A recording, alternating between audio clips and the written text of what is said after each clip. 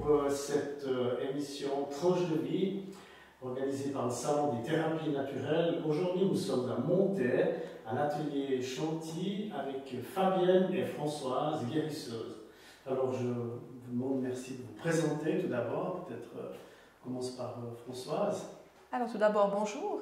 Alors oui, je suis Françoise et je suis guérisseuse, officiellement depuis 2014, mais en réalité depuis bien longtemps avant, j'avais déjà commencé ce travail-là. Bonjour à tous, je m'appelle Fabienne, je suis guérisseuse et médium et je travaille avec Françoise depuis plus de 10 ans. Merci. C'est un petit peu quand même étonnant pour nous qui faisons ces vidéos depuis maintenant quelques mois de rencontrer des thérapeutes qui travaillent vraiment ensemble. On a rencontré des thérapeutes qui avaient un cabinet en commun, mais qui avaient vraiment leurs clients l'un après l'autre, séparément. Alors que vous, d'après ce que j'en sais, vraiment vous recevez votre patient, votre client, je ne sais pas comment vous les appelez, mais vous faites vraiment le soin ensemble. Donc déjà, pour pouvoir faire ça, il faut que vous soyez rencontrés. Comment ça s'est passé alors, votre rencontre? Qui c'est qui veut? On s'est rencontrés il y a plus de 20 ans, chez des amis qu'on avait en commun. Et dans mon ancien métier, je pratiquais des massages. Et Françoise avait mal au dos, je l'ai massée. Et quand j'ai mis mes mains sur elle, des images, on a eu le film et on a eu le même film en même temps. Qu'est-ce que vous avez eu comme film? C'est intéressant. C'était une réminiscence sur une vie antérieure en Inde, où j'étais sa mère. Et c'était tellement fort qu'à ce moment-là, tu as cette conviction qu'il y aura un avant et un après. C'était d'une telle puissance. Et du coup, on a beaucoup échangé, on a beaucoup partagé ensemble sur nos ressentis. Et au fil du temps, c'est apparu comme une évidence qu'on devait travailler ensemble parce qu'on s'est rendu compte que nos énergies étaient complémentaires. Effectivement, au moment où elle a posé ses mains sur moi, c'est là que les images sont arrivées. Et sur mon écran mental, ben voilà, j'ai vu ces images de cette vie antérieure que j'ai partagée avec elle. C'est prenant parce qu'on se dit, bon, qu'est-ce qu'il y a à comprendre de ça? Qu'est-ce qui s'est passé? C'était les premières pièces du puzzle. Parce qu'après, du coup, on a beaucoup échangé, on s'est rendu compte qu'on avait beaucoup de points communs, les mêmes intérêts, les mêmes questionnements. Et puis petit à petit, les informations ont continué d'arriver. Et puis on s'est rendu compte que finalement, il y a bien des vies et bien des quantités de vies différentes où on a déjà travaillé ensemble en tant que thérapeute. Une sorte de lien karmique que vous avez eu? Complètement. On a vraiment un lien d'âme qui est vraiment très imbriqué. Donc une fois que vous avez réalisé ça, que vous vous êtes senti un peu attiré l'une vers l'autre par ce lien karmique, là vous vous êtes dit, qu'est-ce que vous vous êtes dit? Il faut qu'on fasse quelque chose?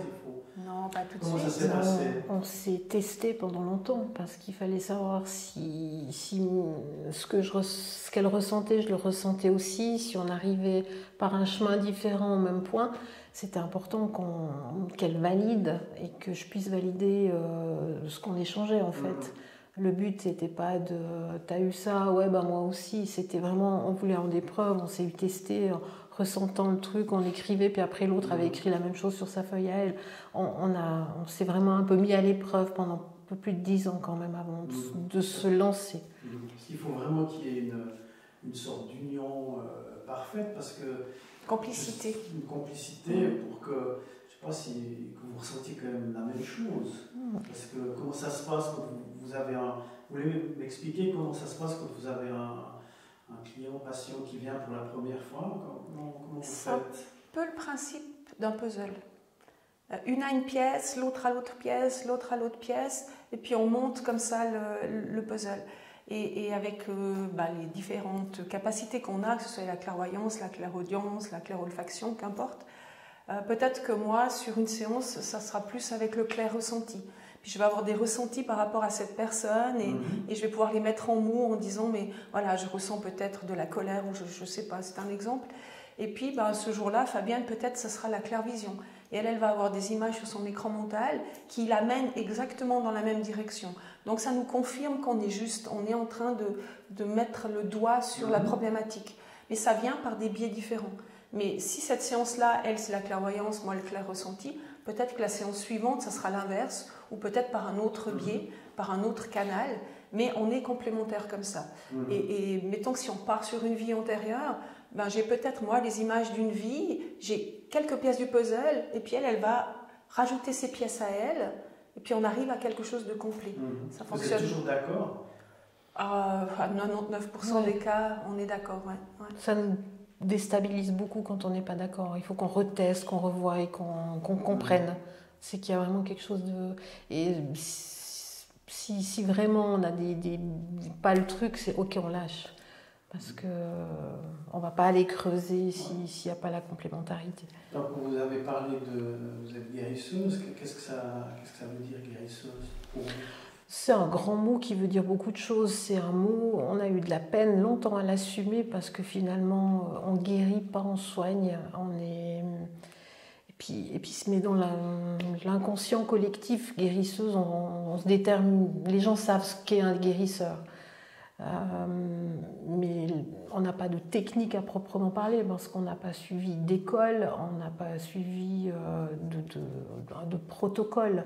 On est en lien direct avec celui qu'on appelle notre staff. Et puis Comment ça se passe avec votre staff? Parce que j'entends déjà, je vous connais, donc souvent vous parlez de votre staff, des informations que vous recevez. Pour vous, ça a l'air évident, mais pour le public, vous pourriez un petit peu préciser qu'est-ce que c'est un staff? Qu'est-ce que c'est un staff? Qui c'est qui vous parle? Qui c'est qui vous donne des informations? Un staff, tout le monde en a un. Maintenant, il a bien fallu pour nous donner un nom à ça. Mais quand on parle de staff, ça ne veut pas dire que c'est des gens qui travaillent pour nous. Nous, on fait aussi partie de ce staff-là et on travaille tous ensemble. Simplement, nous, on est incarnés, eux, ils sont dans l'énergétique, dans la partie spirituelle, si on veut, et nous, on est là dans la matière. C'est la seule différence, en réalité. Donc, c'est des âmes, de personnes... Alors, il y a plein de choses différentes. Il peut y avoir des défunts, qui sont nos proches défunts. Il peut y avoir des êtres de lumière, pour les gens qui veulent les appeler comme ça. Il peut y avoir des anges, il peut y avoir des archanges, il peut y avoir des maîtres ascensionnés. Il peut y avoir des guides. Il y a énormément de choses. Et c'est évolutif. C'est pas un staff que j'avais il y a 20 ans et qui est toujours le même maintenant. Il va s'adapter à mon cheminement, à moi, à ce que moi je dois apprendre, transcender. Pour Fabienne, c'est la même chose, c'est évolutif. Il y a un groupe de ce staff qui reste, mais les autres changent et évoluent en même temps que moi par rapport à ce que j'ai besoin. Donc, ils communiquent avec vous. Alors pratiquement, la personne, elle vient, expliquez-moi comment ça se passe. Elle vient déjà, avec une souffrance, une demande. Ouais, et puis on travaille déjà avant que la personne soit là. On a déjà des infos qui nous arrivent. Sans que vous la connaissiez. Sans qu'on la connaisse. Pendant qu'on fait l'anamnèse, on a des premières infos qui viennent. Alors donc, moi, l'anamnèse, pour les gens qui ne savent pas ce que on essaie de comprendre un peu ce qui l'amène, un petit peu dans les grandes lignes le vécu. Et puis moi là j'ai des infos de mon staff à moi, mais Françoise a son staff à elle, et puis on a ce staff en commun. Et puis justement par les canaux qui sont ouverts, je peux avoir soit une image, soit un goût dans la bouche, soit un ressenti très fort. Et puis, qui est en lien avec la problématique de la personne. Qui est en lien avec la personne. Si par exemple, supposons que je viens vous voir parce que je suis en souffrance, je sais pas, j'ai des angoisses par exemple. Alors comment ça va se passer? Je vais vous expliquer, voilà, par exemple je vais me coucher, j'arrive pas à dormir, j'ai des angoisses de, je sais pas, de mort, voilà. Et comment vous allez faire quand je suis couché là sur la table? Alors moi je vais peut-être ressentir dans mon corps les angoisses que tu as, l'effet que ça fait, à quoi elle se lie. Après, Françoise, elle va peut-être avoir des images sur son écran mental. Et puis, pendant que je me branche à toi, je sais exactement où elle en est. Parce que si elle part dans une vie antérieure, je sais qu'elle est plus... C'est difficile à mettre des mots. Je sais qu'elle est plus là, entre guillemets. Donc, je la laisse partir et moi, je continue, entre guillemets, l'anamnèse toute seule parce que... Puis d'un coup, elle revient avec les infos qui me manquaient. Donc, la manière de traiter, d'améliorer mon état d'angoisse, comment est-ce que ça va se faire alors déjà, on écrit les infos qu'on a parce qu'on a besoin de valider, puis on veut pas... Parce que des fois, on a un vocabulaire qui, entre nous, on n'a pas envie de passer une séance à expliquer ce vocabulaire-là, mais puis ça peut susciter des questions et faire peur à la personne, donc on écrit. Et puis quand on a écrit, ça nous permet à nous de valider ou pas. Et puis on reçoit les infos du staff de comment aller enlever le nœud à cet endroit-là pour libérer la personne. Mais après, c'est différent d'une personne à l'autre. Et puis, il y a des personnes peut-être qui viennent avec une problématique, en disant, ben voilà, j'ai perdu quelqu'un, j'arrive pas à faire le deuil. Alors, elle dit, ben, j'ai un mal-être depuis ce décès. Et elle pense qu'on va travailler sur ce décès. Peut-être, oui, mais peut-être ce n'est pas les informations qu'on reçoit. Peut-être que nous, les informations qu'on va recevoir, c'est qu'il y a un autre nœud à aller dénouer avant de clairement aller parler de ce deuil. Et on va faire le travail qu'on nous dit de faire, que notre staff nous transmet de faire avant. Donc ça peut surprendre la personne qui dit « mais moi je suis venue pour ce deuil ». Oui, ok, mais c'est comme des strates. Et si on débloque la problématique autre qui est avant, ben peut-être que ce deuil, ça va permettre d'alléger des choses. Mais peut-être que cette problématique qu'on va devoir alléger, elle vient d'une vie antérieure, un trauma qui vient d'une vie antérieure et puis qui imprègne toujours cette vie, qui ne devrait pas, mais qui a toujours une incidence. Alors peut-être qu'on doit aller régler ça, comme peut-être que c'est un trauma qui est dans le transgénérationnel. Parce qu'on sait qu'on prend l'hérédité physique, mais aussi émotionnelle de 7 générations avant nous. Donc c'est des énormes casseroles qu'on a. Et des fois, il faut aller dénouer quelque chose qui vient de 3 ou 4 générations en arrière. Et d'aller pouvoir traiter la exactement de cette problématique-là. Ouais, je comprends mieux maintenant. Une fois que la personne reçoit le soin, qu'est-ce qu'elle va ressentir quelque chose, elle, particulièrement? Chaque personne va avoir des ressentis différents, mais la personne en soin peut avoir des sensations de lourdeur, de légèreté, des picotements si l'énergie a de la peine à passer dans les extrémités. Ça peut même faire des douleurs. D'autres personnes ne ressentent rien de particulier, mais en fin de soin, elles sentent qu'il y a quelque chose qui s'est passé sans pouvoir mettre forcément des mots dessus. Et puis il faut savoir qu'un travail comme on le fait va encore avoir des effets durant 6 semaines. Donc des fois après, il y a des émotions qui demandent encore à sortir ou des douleurs suite à ce soin. Ce qui est intéressant, excuse-moi, ce qui est intéressant aussi, c'est qu'il y a des gens qui clairement sentent des présences. Et ils sentent justement ce staff, mais aussi leur staff à eux, en disant, mais à un moment donné, vous avez mis vos mains sur ma tête, ou ici, ou là, et nous, on n'y était pas du tout.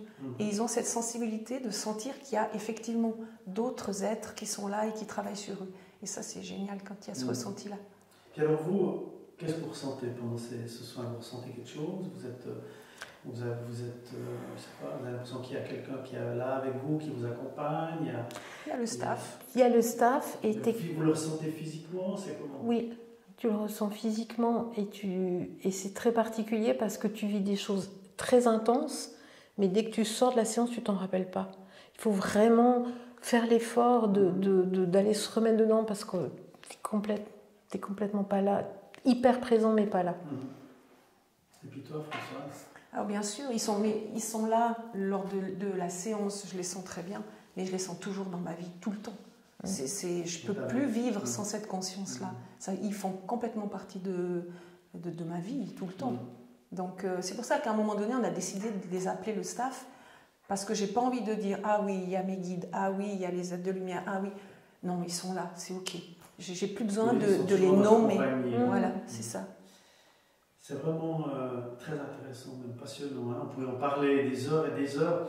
Dans le cadre de cette interview, j'ai encore une question à vous poser.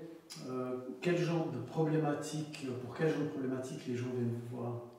Il n'y a pas de limite. On essaye toujours. Et en général, les choses qui il y a autant des douleurs physiques qu'émotionnelles. Autant physiques qu'émotionnelles. Oui. Il y a des gens qui viennent pour du développement personnel, aussi pour de la compréhension. Il y a des gens qui viennent uniquement pour des douleurs avec pas d'ouverture spirituelle. Et il y en a d'autres qui c'est un mélange un petit peu de tout. Donc on s'adapte et la personne recevra ce qu'elle est prête à recevoir et ce qu'elle doit recevoir. Si on faisait une sorte de comparaison avec la médecine classique, traditionnelle, par exemple, quelqu'un qui aurait un mal-être, je sais pas, il va aller voir un psychologue ou un psychiatre. Admettons qu'ils ne prennent pas de médicaments, qu'ils fassent des séances avec un psychiatre. Qu'est-ce que vous leur offrez de différent? La différence, c'est que peut-être un médecin ou un psychiatre ou comme ça vont peut-être prescrire des médicaments pour enlever les symptômes. Et nous, on ne fonctionne pas comme ça. Pour nous, un symptôme a toujours une cause et on va aller chercher la cause. C'est pour ça qu'on risque de partir dans une vie antérieure, comme peut-être dans du transgénérationnel, comme peut-être dans la vie, dans l'enfance de cette personne, qu'importe. C'est pour aller chercher le nœud et on veut aller traiter le nœud pour que le symptôme disparaisse. La différence, je pense que c'est ça. C'est ça, d'accord. J'ai vu aussi que vous organisiez des stages, donc c'est tout public. Hein. Oui. Est-ce que vous pouvez juste brièvement nous dire un peu ce que vous organisez comme stage?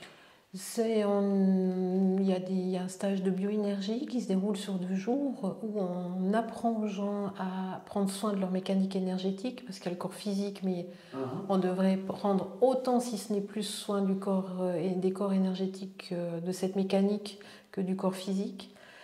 Ça, c'est le premier jour. Le deuxième jour, c'est plus dans la transmission de l'énergie en magnétisme. On fait même une initiation en transguérison ou magnétisme spirituel, selon le mot qu'on emploie. On fait des stages de développement de l'intuition, de médiumité, de radiesthésie. Qu'est-ce qu'on fait encore? Qu'on a retrouvé dans les salons. Dans les salons et sur notre site. Ouais. Vous avez aussi également écrit un livre il y a quelques années. 2014. En 2014, qui a eu beaucoup de succès. Oui, on a été vraiment très très contente de l'accueil qu'il a reçu. C'est comment le titre de ce livre? Faiseur de secrets et dons de guérison, comment ça marche. D'accord.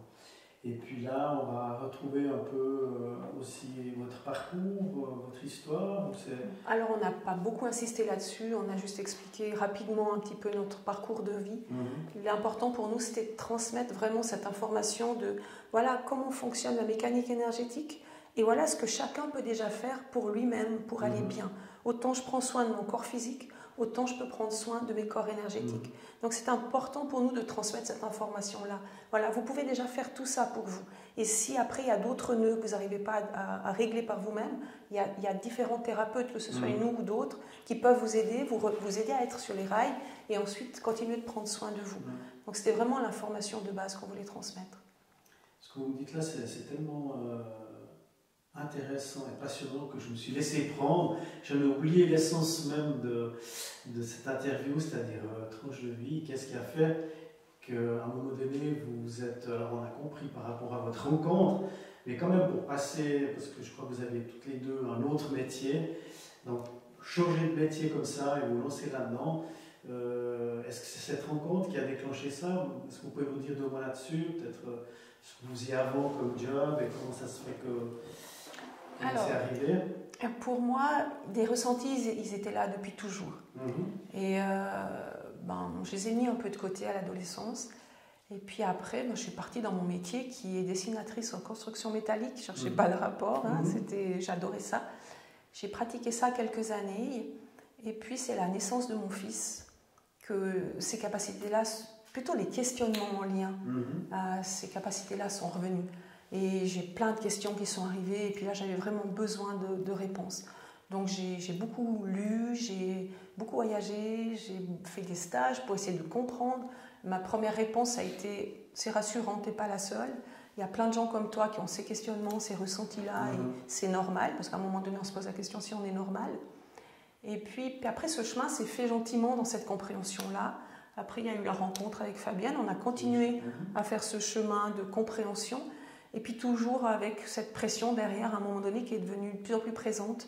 Lancez-vous, lancez-vous. Donc il nous a fallu du temps pour se sentir légitime, de dire ok, cette étiquette de guérisseuse, je l'assume et je vais le dire, je vais le faire. C'est un chemin déjà, de soi-même accepter ça et se sentir légitime. Merci. Et puis Fabienne? Alors moi, de métier, j'avais choisi esthéticienne parce que c'était le seul moyen que j'avais trouvé il y a 30 ans pour toucher les gens, pour les masser, parce qu'il n'y avait pas d'école à l'époque. Et du coup, j'avais fait ce métier-là pour pouvoir masser avec un CFC et puis valider mon travail en fait. Et puis, mon grand-père, quand j'étais enfant, m'a donné des dons et il m'a ouvert un peu des canaux, on va dire, que j'ai pratiquais déjà enfant, je passais des heures à me magnétiser le genou ou mon chat, bref. Et puis après j'ai mis ça un peu de côté parce que je devais vivre mon adolescence et faire d'autres choses. Et puis effectivement quand il y a eu la rencontre avec Françoise, la naissance de mes enfants, où les questions viennent, et ils viennent d'où ces enfants, comment ça se fait, et on va où après, et puis tout s'est enchaîné finalement. Et c'est pour ça que c'est... Mais ça fait partie intégrante de ma vie. C'est difficile de même dire à un moment donné, ça a commencé là. Non, avant c'était une préparation pour m'amener là, je dirais plus.